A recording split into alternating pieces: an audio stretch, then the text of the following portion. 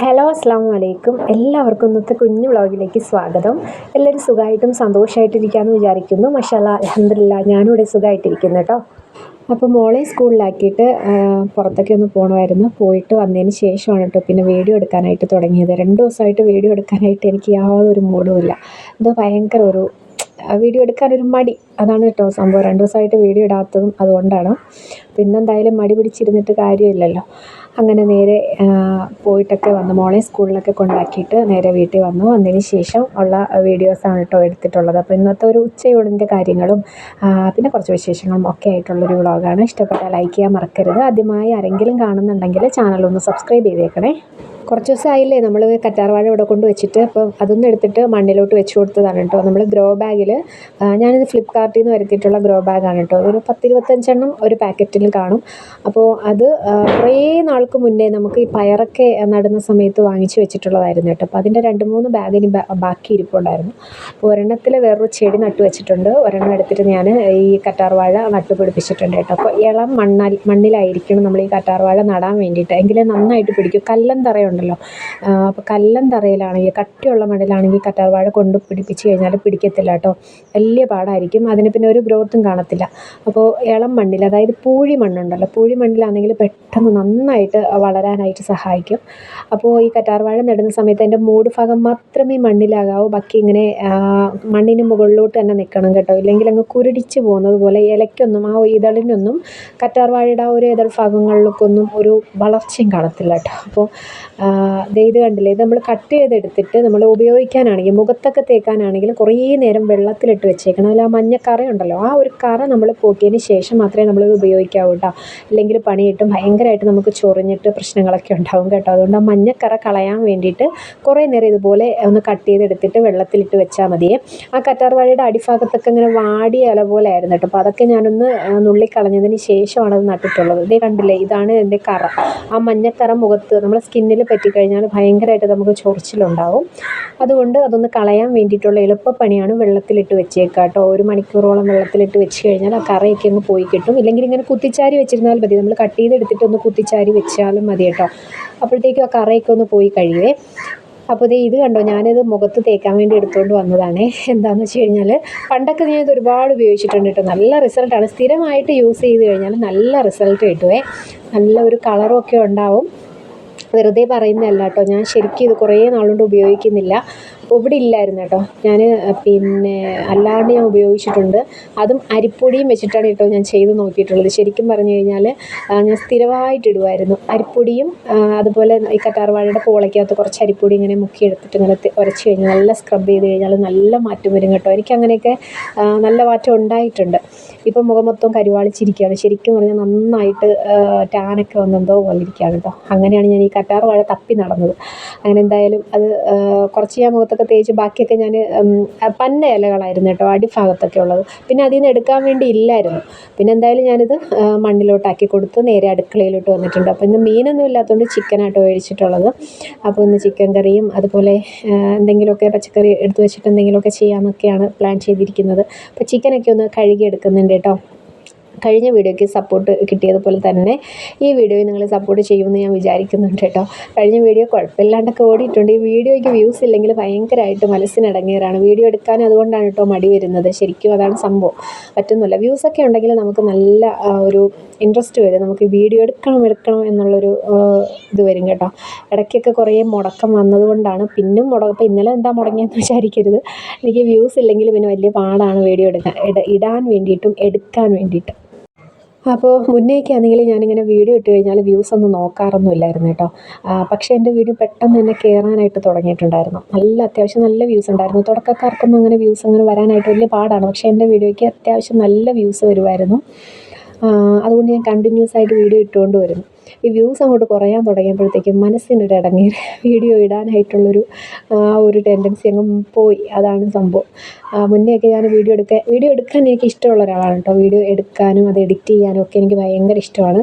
മെനക്കെട്ടിരുന്ന് എനിക്ക് എത്ര തലവേദനയാണെങ്കിൽ പോലും ഞാൻ മെനക്കെട്ടിരുന്ന് വോയിസൊക്കെ കൊടുക്കാറുണ്ട്. പക്ഷേ വ്യൂസ് അങ്ങോട്ട് കുറയാൻ തുടങ്ങിയപ്പോഴത്തേക്കും മനസ്സിന് ഭയങ്കര വിഷമമാണ്. അതാണ് സംഭവം. വീഡിയോ എടുക്കാനായിട്ടൊരു മടി. അപ്പോൾ നിങ്ങളുടെ സപ്പോർട്ട് ഇല്ലെങ്കിൽ നമുക്ക് വീഡിയോസ് ഒന്നും എടുക്കാനും ഇടാനും പറ്റത്തില്ല. അതാണ് സംഭവം കേട്ടോ. അപ്പോൾ നിങ്ങൾ മാക്സിമം ഒന്ന് സപ്പോർട്ടാക്കിയേക്കണേ.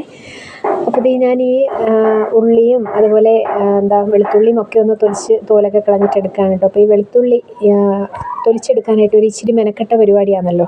എനിക്കിച്ചിരി മെനക്കേടുള്ള പരിപാടിയാണ് കേട്ടോ. കൊച്ചുള്ളി വെളുത്തുള്ളിയൊക്കെ തൊലിച്ചെടുക്കാൻ വേണ്ടി, തോലൊക്കെ കളഞ്ഞെടുക്കാൻ വേണ്ടിയിട്ട് അതിന് കിട്ടിയ ഒരു ടിപ്പാണ് കേട്ടോ ഈ അടുത്ത സമയത്ത്. ഇതുപോലെ നെടുകെ ഒന്ന് കീറി കൊടുക്കുക, എന്നിട്ട് ഈസി ആയിട്ട് അങ്ങ് പൊളിച്ചെടുക്കുക. ഇത്രയേ ഉള്ളൂ, വളരെ സിമ്പിളാണ് കേട്ടോ. അപ്പോൾ ഇതുപോലെ അറിയാത്തവർ ഇഷ്ടംപോലെ പേർക്ക് അറിയാം. അപ്പോൾ ചോദിക്കും പിന്നെ ഇതൊക്കെയാണ് വലിയൊരു ടിപ്പെന്ന്. ഇതൊക്കെ അറിയാത്തവർക്ക് വലിയൊരു ടിപ്പ് തന്നെയാണ് കേട്ടോ. എനിക്കും അറിയത്തൊന്നുമില്ലായിരുന്നു. എനിക്കും അങ്ങനെ ഓരോ വീഡിയോസിലൊക്കെ കണ്ടിട്ടാണ് ഞാനും മനസ്സിലാക്കിയെടുത്തിട്ടുള്ളത്. അപ്പം അറിയാത്തവർ എന്നെപ്പോലെ ഉണ്ടെങ്കിൽ അവർക്ക് ഉപകാരപ്പെട്ടോട്ടെ എന്ന് എഴുതിയിട്ട് പറഞ്ഞതാണ് കേട്ടോ. അല്ലാത്തൊരു നിങ്ങൾ വിട്ട് കളഞ്ഞേക്കാം, സ്കിപ്പ് ചെയ്തേക്കാം.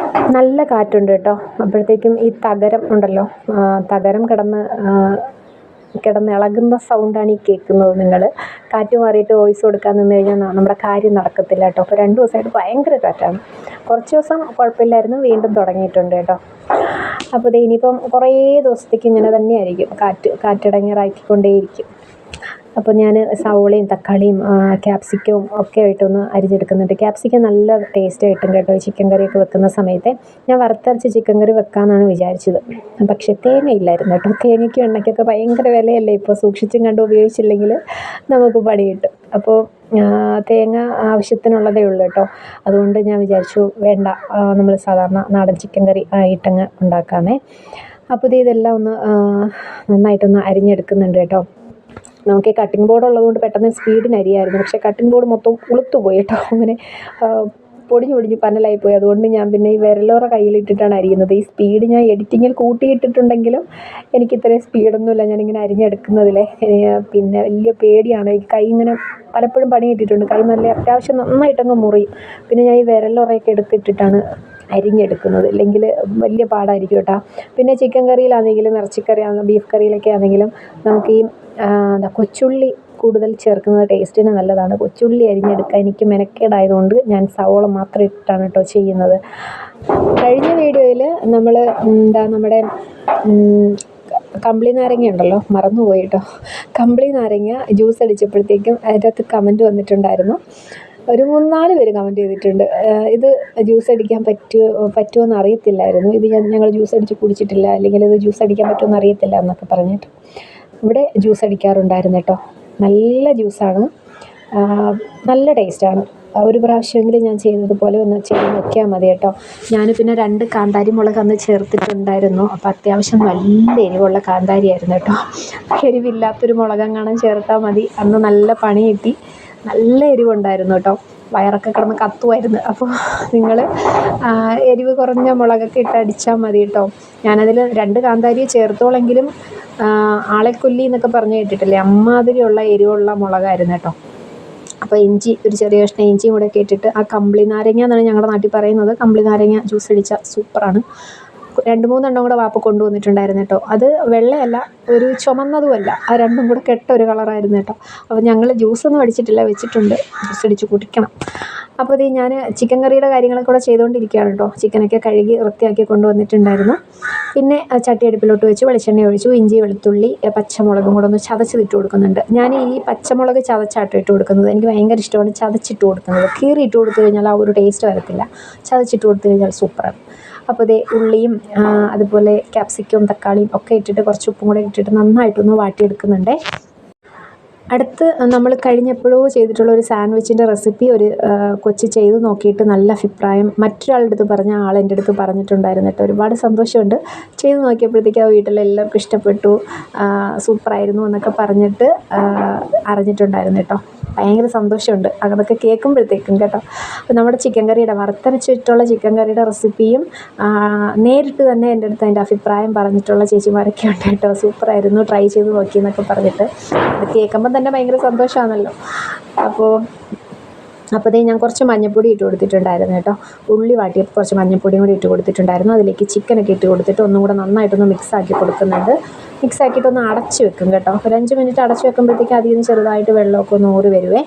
അതിനുശേഷം പൊടികളൊക്കെ ഇവിടെ നിന്ന് ചൂടാക്കിയിട്ട് നമ്മൾ കുറച്ച് എണ്ണ ഒഴിച്ചിട്ട് ആവശ്യത്തിന് നമ്മൾ ഇടുന്ന അളവിനുള്ള പൊടികൾ, മല്ലിപ്പൊടി, മുളക് പൊടി, കുറച്ച് ചിക്കൻ മസാലയും കൂടി ഇട്ടിട്ട് നന്നായിട്ടൊന്ന് മൂപ്പിച്ചെടുക്കും.